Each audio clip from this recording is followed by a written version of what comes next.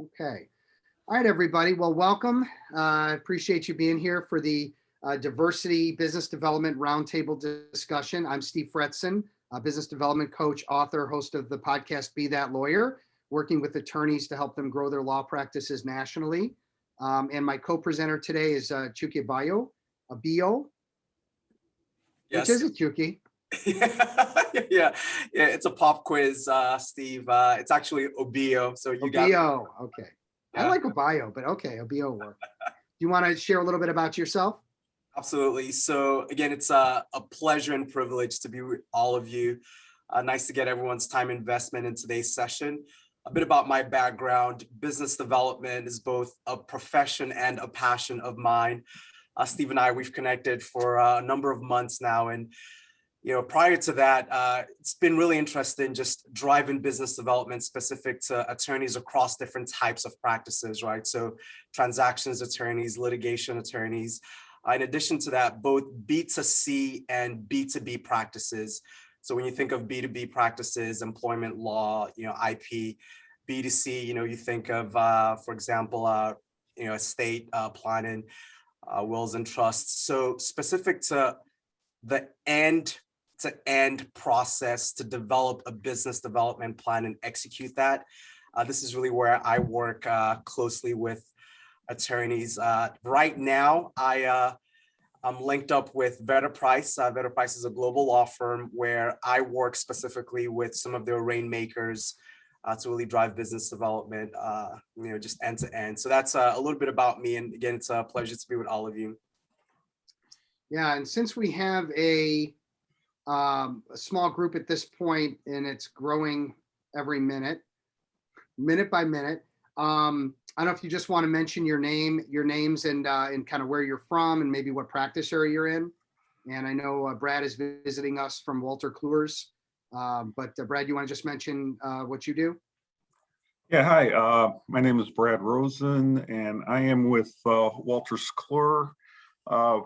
We are, for lack of a better description, in kind of the legal publishing workflow solution business. I'm based in Riverwood. At least I hope to get back there sometime soon. I haven't been there in a year and a half. And I'm in the editorial group, and I write about mostly derivatives and the securities markets, but increasingly I've been covering ESG and DEI type issues and topics, and this is an area that I'm interested in, and it's increasingly there's a lot of attention to it in the securities markets, and just glad to be here and good to meet you all. Thanks for joining us, Brad. Let's go to Keith. Good morning, everybody. I'm Keith Allen, and I'm a litigation attorney at Evans & Dixon. I've been resolving business disputes for probably more than 20 years now. I deal with problems that business owners stay up late at night with, like someone breaches a contract or breaks a deal in a large contract that the company needs. Their partner's stealing from them. A bank calls the loan before it's due, or someone owes them a lot of money and won't pay up. Those are the types of things I deal with, and I appreciate trying to find inventive solutions to those types of problems so that the company can keep working. So Keith Allen, I'm with Evans & Dixon. Awesome, thank you. Let's go to Marlene. Good to see you. Hi, good morning, everyone. Good to see you, Steve. My name is Marlene Cortez Morris. I am a shareholder at Ogletree Deacons in Chicago, and I am a franchise and employment counselor and litigator. So I help employers and businesses, a good deal of them in the franchise industry, with disputes and counseling. Awesome, thank you. And Elizabeth. Oh, you're there. Yeah, there I am. Hi, I'm Elizabeth Barnhart. I chair the Pharma Biotech Practice Group at Leeson Ellis. We're an intellectual property boutique. I work with everybody from individual inventors to universities, research foundations, major corporations. I was recently highlighted in IAM Patent 1000 in their 2021 awards, along with 8 other of my colleagues. We were one of 48 firms in the New York City area to be recognized for patent prosecution, transactional work, and litigation. I was recognized in prosecution and transactional work. And we're really proud of that accomplishment because we are about 30 plus attorneys, and we are up there with these major, national firms in New York City. So we were one of 4 that made it in 3 categories this year. And I was also thrilled that our clients, because you have to have references from your clients, and they recognized me for putting their best interests, not mine, first. And I was really proud of that. Awesome. Thank you, Elizabeth. And I'm gonna share my screen, and well, I'm already sharing my screen, but we're gonna go through kind of a open forum discussion about diversity and law, and also business development, how they intersect. I'm gonna let Chuki take it from here. So give me a second. Okay. So Chuki, you want to take it from here? Absolutely. So we've got a 3-point agenda, and the idea here is to make this as interactive as possible. So specific to each agenda point, we've allocated some time. Now, these time allocations are certainly flexible, just given the flow of the conversation. But what we'll touch on just generally from all of your different perspectives, challenges that you faced, or candidly, opportunities that you see within the DEI space, diversity, equity, inclusion. And then we'll spend a good chunk of time exploring solutions, right? And personalized solutions, more specific. So when you think of your practice profile, practice goals that you have, what are some roadblocks that you've overcome? What are some impediments that you've overcome? So we'll spend some time just going through that person to person. And then lastly, I'll turn it back over to Steve to talk us through our peer advisory roundtable. This is an initiative where we're connected with challenges and solutions in a collective wisdom format, where we'll meet periodically to do a couple of things. First, to outline our business development plans, and then to execute those business development plans. But even more importantly than the plan and the execution is just the accountability that we'll have as part of a collective group. So that's the game plan for our session. Steve, I don't know if there are any edits or additions that you'll make to that. No, I think that's a good startup. And let's talk, is the agenda states, kind of what are some of the challenges in diversity, law, business development, how they intersect, and then talk about some solutions, and we'll go from there. So absolutely. Continue, sir. So great. A couple of facts to inject here to really drive the conversation. So recently, over the last year, the American Bar Association put out some statistics. So there are about 1.3 million active attorneys across the United States. Now, of those 1.3 million, only 37% are women, and then only 14% are minority, whether it's based on a minority background, minority sort of minority background or profile. So when you think of what minorities and female attorneys really have to contend with as part of their practice profile and then business development, there's this concept of imposter syndrome. Now, I kind of turn it to us. I mean, does anyone know of this phrase, imposter syndrome? Is anyone familiar with this concept? Yeah, I've heard of it before. And essentially it's where, even though you have the credentials, right? I mean, you just don't feel like you're the right person, or that the person you're pursuing or talking to is the right fit, or that believes that you're the right fit for the job. Exactly, right. It's interesting. I was coaching with one of my clients, Stella. She's a female attorney. She has about 15 years of experience. And recently she had a meeting where right when she walked in, again, this is recently, the comment that she got was, you don't really look like a lawyer, right? So Keith, to your point, I mean, this is this idea that you might be credentialed, you might have the experiences, but both with external stimuli as well as maybe impressions that others might have of you, even impressions that you have of yourself, you don't feel quite up to par. So certainly that could challenge attorneys around meeting with a prospect or, you know, drive in some kind of a pitch meeting. So there's this idea of imposter syndrome. If we click onto the next challenge here, and by the way, this is based on feedback that Steve and I have gotten from our work with any number of female and minority attorneys. So this idea of a lack of managerial sponsorship to actually attend those pitch meetings. So you might have a situation where an RFP hits a law firm. The law firm puts together some RFP responses. They'll have a showcase of all of their female attorneys, all of their minority attorneys to really show their diversity chops. But then when it actually gets time to attend the pitch meeting, some of those female attorneys, some of those Black attorneys, Hispanic attorneys are actually not invited to participate in that pitch. So that's certainly a challenge.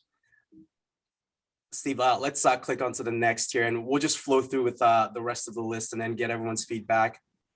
So a couple of other things to call out. Again, these are, again, coded phrases, microaggressions, a little bit of bias when you have to deal with, for example, objections to your value proposition or perhaps your billing rate. This tends to happen with minority attorneys, a little bit more so than non-minority attorneys. And then the last concept here is this idea of a code switch. Now, this is not an exhaustive list. This is certainly just a few things that we wanted to call out. But this idea of a code switch where if you are engaged with a decision maker of a certain type of background, you almost have to change the way you talk or change the way you present yourself or even change your outfit or your hairstyle to fit with that decision maker's expectations. So this idea of a code switch becomes something of a challenge for minority attorneys and female attorneys. What else are people familiar with? Elizabeth, I know that you've done quite a bit of internal brand development at your firm. Certainly, I think you've been lauded for that. Have you faced some challenges specific to your practice, given that you are the female lead of a practice group there? Well, I think some of the things that you mentioned have happened certainly over time. And I think there's the issue of implicit bias as well as explicit bias. And those are two different, and the implicit bias I think is harder to deal with if you don't perceive it. In the patent field, certainly one of the big issues is your technical background. So if you have those credentials, that helps. But there's still, I think, to your point about one of the things the couple of things that leap out for me is yes, the lack of, when you talk about managerial sponsorship, I also view it as a problem of lack of managerial support for business development training of junior attorneys who are going to be the future leaders. And that's something I work on personally with the associates I have, but getting the firm leadership to proactively work on it. They'll say, yes, yes, yes, these are good ideas, but actually getting them to carry it out and develop that next generation, I think is a problem. I mean, on the one hand, from a historical perspective, I mean, I've been reading Sisters in Law, which is about Ruth Bader Ginsburg and Sandra Day O'Connor, and it's an excellent book. I recommend reading it. I mean, here were two women who, you know, in their day, talk of women were almost unheard of in law school, and you know, the discrimination that they encountered throughout, you know, their careers and how they handled it. It's a good study for women. It's also a good study for minorities in terms of, you know, what kind of, it's interesting how their experiences shape their responses. So it's a book I would recommend reading for that. But I think part of it is, you still need to, I find when you talk about using the code switch, I mean, there's some things we can't change about ourselves. And with your client who got that, oh, you know, you don't look like a lawyer. And my answer would be, well, this is what a lawyer looks like. I mean, Gloria Steinem famously said when she was 50, she goes, "Oh, you don't look like you're 50." And she goes, "This is what 50 looks like." And so I think on the one hand, rather than cowering back, or not responding, I mean, you could say it in a positive way, but you kind of have to rebut those, presumptions. Yeah, as they, all right, so I'm going to stop. I'm sure others have, more that they can contribute. Absolutely, Elizabeth, really well said. Would love to hear from perhaps maybe Marlene, or I know Tanya just joined as well.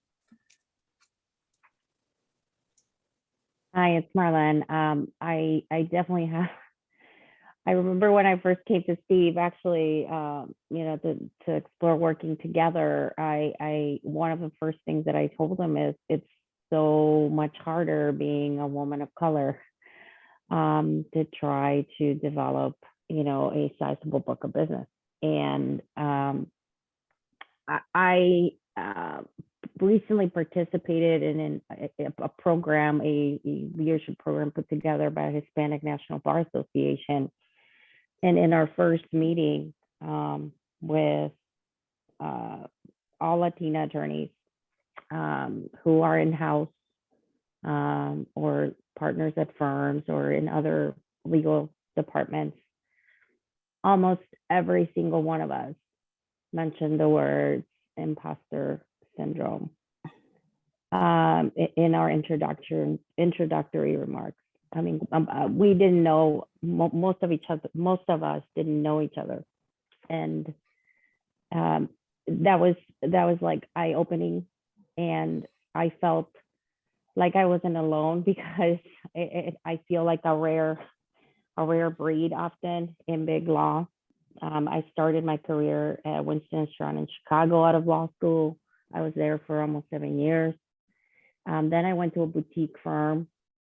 And then I came back to big law, and it's difficult to navigate. On top of that, I'm like the first generation lawyer and professional in my family. So I'm also like going through navigating, learning like the business aspect of law really. And with prospects, I have definitely encountered the imposter syndrome. I have gotten the comment of, I mean, like, you don't look like a lawyer, or, the typical, you're mistaken for being the court reporter at a deposition.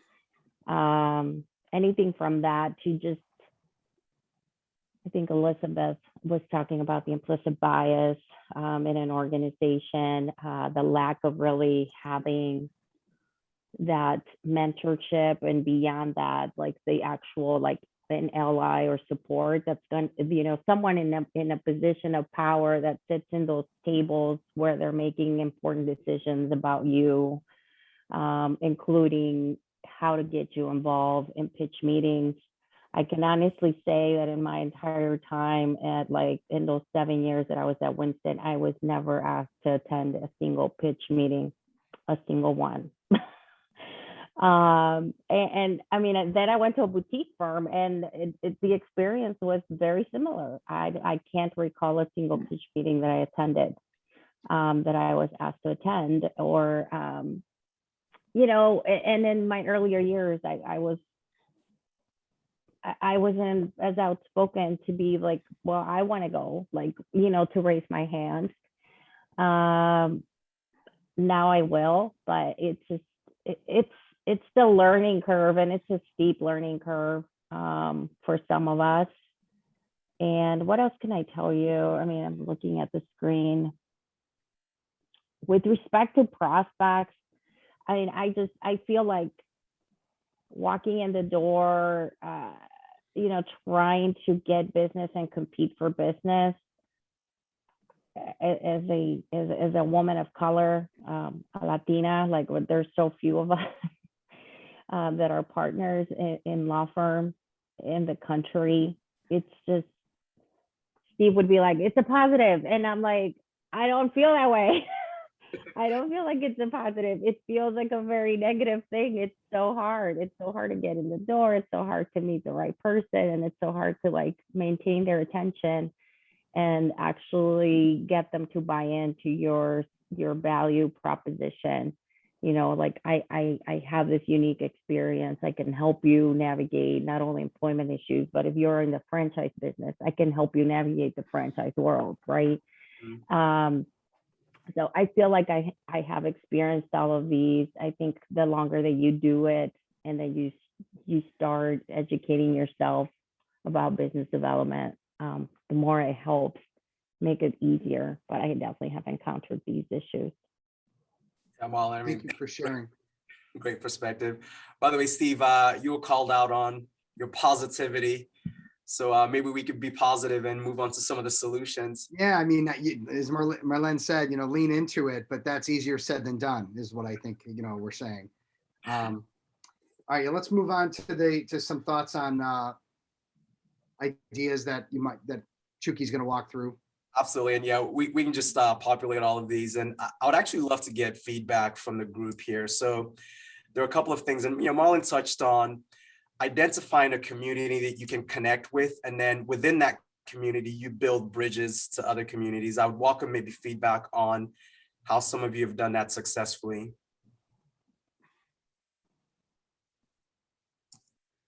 Well, Keith, I think you have an example with Provisors. I think you've done a really good job of promoting the DEI and being a leader there. Yeah, and that just funny enough, I was a part of KLTR, which is another organization that's similar to Provisors. Provisors and KLTR are groups where there's 30 trusted advisors to clients in the room that don't do what you do, right? And then you have other groups across the country that you can also network with. And when I first started with KLTR 10 or 15 years ago, I just came into the meeting and I started to really listen to other people, right? I didn't really impose my views, but I just started to listen to them. And I really became a trusted advisor to the people in my group. And within about 6 months, I actually became the leader of that group. And then, I just worked my butt off to be, the best leader I could to try to connect people. And for, 10 years later, I'm now the head of Provisors, that group, of my own group. And then I'm also one of the co-chairs of their DEI committee.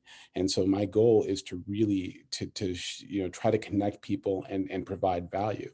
I might have to do that more than some of my counterparts that look a little bit differently than me, but you have to remember how far you've come, right? From being the sole Black person in a group, a small group of like 10 people at the time, to the leader of that group, and then to, basically having kind of a national presence. But yeah, if I forgot about that and I just looked at myself today and I just thought about all the bad things that have happened or all the bad things that could happen, I mean, I'd be depressed, I'd be manic every day, right? I mean, that's just how it is. But I agree with the top two, right? Document your success, remember your successes, because you're not as bad as you may think you are, and then build your community. That means that it's not just about you, it's about getting out there and letting other people see, that you care about them as well. And one last thing, I know we got short on time, but I used to be a minister back in the day, right? And so a part of that is also letting other people, just kind of letting them be themselves, right? And kind of sharing ideas with them. And one thing that I think we all can do as minority candidates is also in that sharing is letting them know that we're just as good as everybody else. And we have the same ideas, we have the same thoughts, we have the same ways of getting to business and taking care of clients. And I think there's some kind of a disconnect there where minorities, we all hang out with ourselves, right? And they all hang out with the majority race all hang out themselves. And I've seen it over the years, it's been coming together, but it needs to come together more. And the only way to do that is to get out there and kick butt and do it, I think. But anyway. Has there been an opportunity in the last year that maybe where this has all come to the forefront more so than in the past, and that might be the bridge? Oh, well, yeah, right now I just joined the law firm of Evans and Dixon. And so it's a 100-person law firm based in Missouri. It's got offices in Nebraska, Kansas, Iowa, in Missouri, obviously. And they just bought out right before COVID an office in Chicago. And they were going to start building out its litigation practice. And and they couldn't do it during COVID. And so as soon as everything's opening up, who's the first attorney they hire? And that's me, to kind of be the face of the firm in Chicago as they add on other attorneys, right? And so, it's funny when I get into that situation, I'm sitting up here and I'm nervous, right? I'm thinking, can I do it? I've brought in business before, but can I bring in business of the scale that I need to bring in, right? But you also got to realize that they had the faith in me, and they know my network, and they know how much potential is in my network as well. And so sometimes I've got to take some faith of the people around me as well. I think as minorities, we discount ourselves more than we need to. There's a lot of people. In fact, let's just talk about the last 2 weeks, right? One of my clients, one of my friends, one of my former colleagues sent me a case a couple of weeks ago. And then we went out and had dinner. And he's like, and I told him about my deal, what's going with Evans and Dixon. And he said, look, I've got all these cases that I can't handle because my billable hour is, $1,000 or $1,500 an hour, depending upon, right? But I mean, because I love you and I want to help you out, right? And this is a majority colleague, right? I mean, a colleague of the majority race. Because I love you, I want to help you out. I'm going to start funneling these cases to you as much as I can. And those are the things that can happen, right? When we kind of let ourselves get out of that I don't know even how to say it, the mindset that, nobody's going to help us out. So, Yeah. Wonderful. Any other things that have worked or that you've been able to leverage or utilize more now? So maybe, today or this year, with COVID or without COVID, than in the past? oh my Anyone goodness. else? Oh, sorry, go ahead. Yeah. Oh, no, sorry, Keith. No, Marlene? go ahead. I thought you were talking to me, but go ahead, anybody. Well, yeah, you too. That's okay. Zoom is awesome, by the way. I've been able to connect with people across the country. Like I said, I mean, I'm out in California, once every other month, electronically communicating with people. And now in October, because of that, I'm going to go out there to meet with a bunch of group leaders out that way to try to generate business out that way to come over here. I mean, Zoom is awesome. I can talk with everybody across the country in a second. It's great. Yeah. Let me ask this: is part of the issue, and Marlene, you mentioned this earlier, that there isn't enough discussion about or collaboration with other attorneys or other people that you can empathize with or that are sharing similar challenges. Is that sort of you're feeling like a little bit like on an island? Yeah, I mean, I think it's part of it. I tend to gravitate towards, other minorities. And, I start with who else is a Latino lawyer in my firm.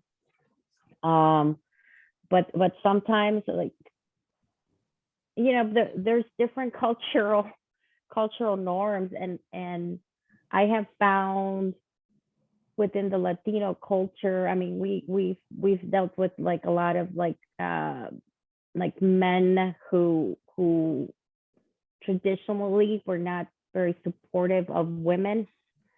So you're dealing with that cultural obstacle sometimes.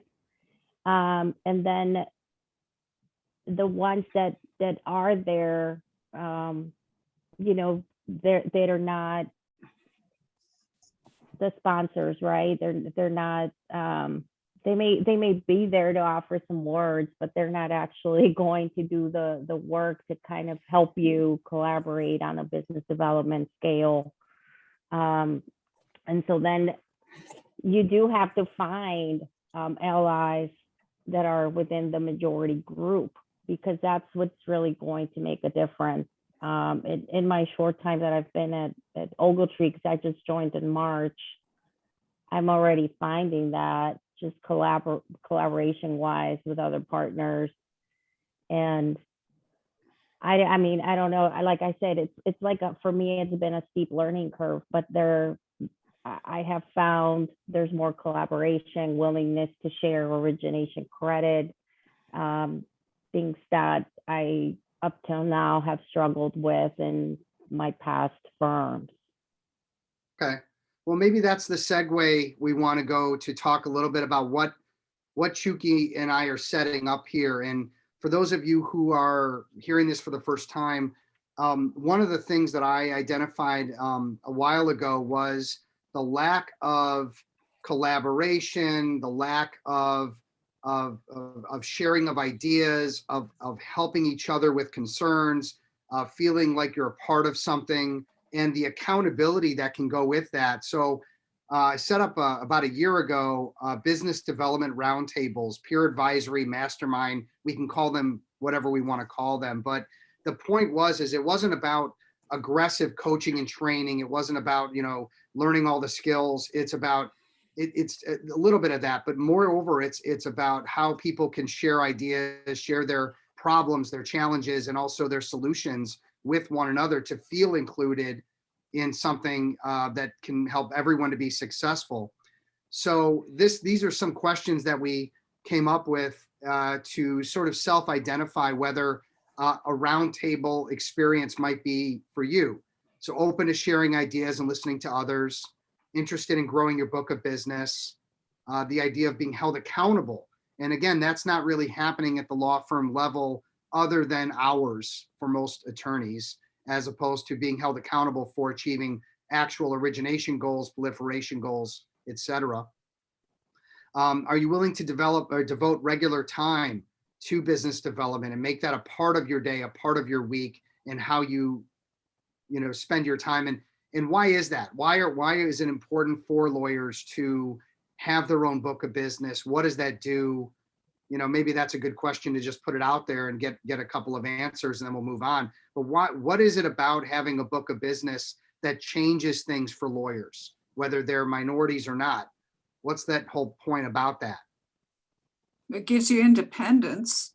Okay. It gives you the ability to move if you need to. My husband's cousin, who was an accountant, that was one of the things he said: when you build up your own business, then you're less like, if you're less likely to be fired, for one thing. You're less beholden to others, and it also gives you, as you build up your own business, you can maybe bring along others with you. You see that with the like our grandfathers, they would be at a firm for forever, right? If you became a partner. And that changed in the 80s and the 90s, where it's about being able to be mobile, and you're more mobile if you have your own book of business. Yeah. So the idea that you're getting a seat at the table, the idea that you're mobile, that you have control, you have financial independence, maybe you have people that you can funnel work to so you can stay focused on bringing in more business. And that's really where there's a lot of power in that. And that's a big part of what this topic is about. It's how do we get that seat at the table and have more power? And do you already have momentum on the business development front? Are you already working on it, or are you just looking to start to get into it, is another question, because we're considering two different groups that we might be setting up. One for people that have an existing book of business and have already spent, like Keith, time on the field playing. And then there's other people who maybe just are getting started, looking to go from associate to partner, or maybe they're already a partner, but it was based on hours, not based on growing business. And again, how does it help in your career? As we talked about, great, relationships with other attorneys nationwide, being a part of a collective, a group, grow your knowledge and skills as a business developer, discuss challenges and frustrations in a confidential group environment with your peers, and obviously drive that almighty book of business up for independence, life balance, freedom, etc. So what we're really talking about here, the offer that we're going to be segueing into in this sort of presentation, is what is this all about? What are we actually talking about putting together? And I've got 4 groups right now that are currently in play doing this exact thing, but it's not really about diversity, inclusion, equity, and growing a book of business. 2 of my groups are for people that are doing business development, but they're under $1 million and they're really on the right track. Many of them are past clients of mine. And then I have 2 Rainmaker roundtables, where groups of managing partners and groups of people doing $1 million plus in origination are a part of that. So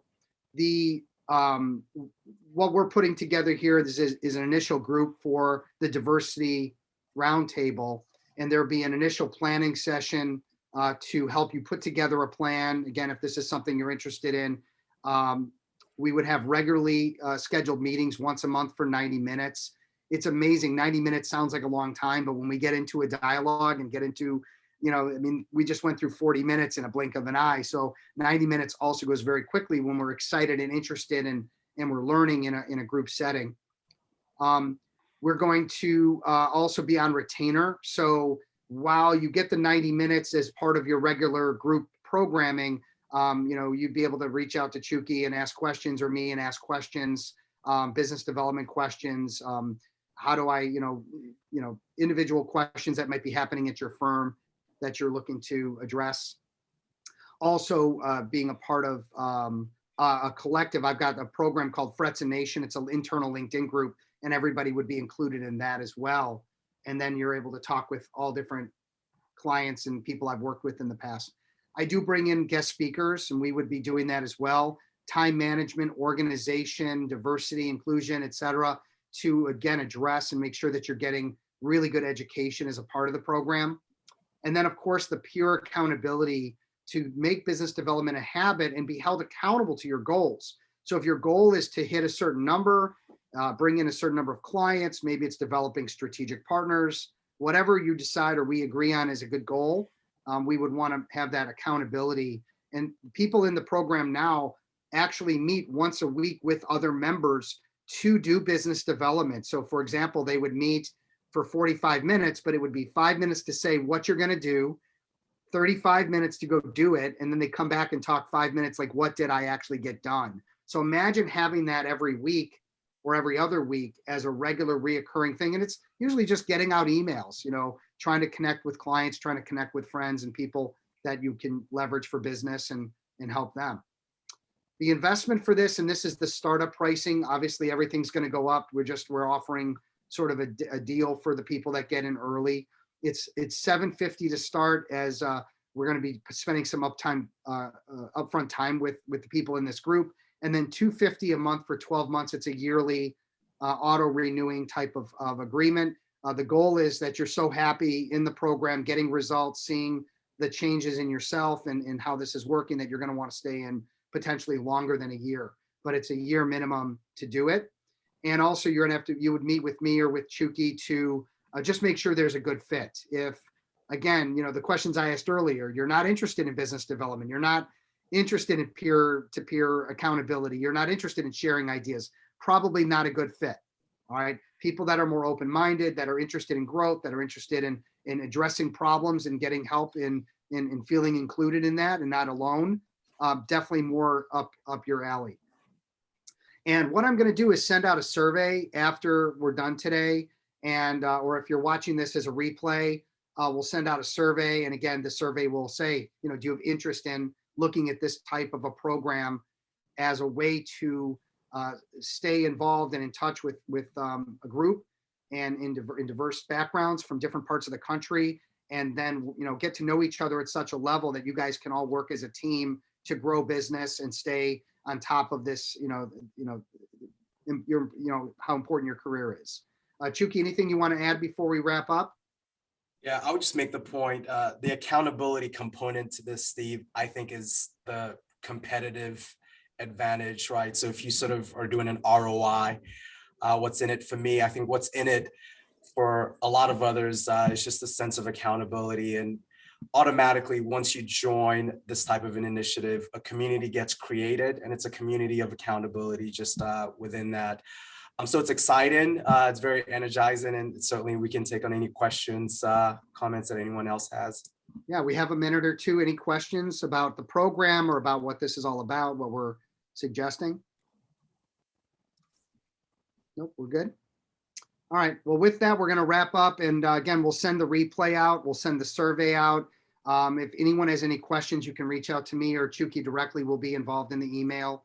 And again, this is a program we're looking to, build out nationally and hopefully, get a group of attorneys that are highly interested in growth and want to work together as a collaborative to achieve goals. So that's the platform. Okay. And again, any final comments? All good? All right. Thanks, everybody. Appreciate it. and we'll be in touch very soon. Thank you. Take Thank care. Thank you. you.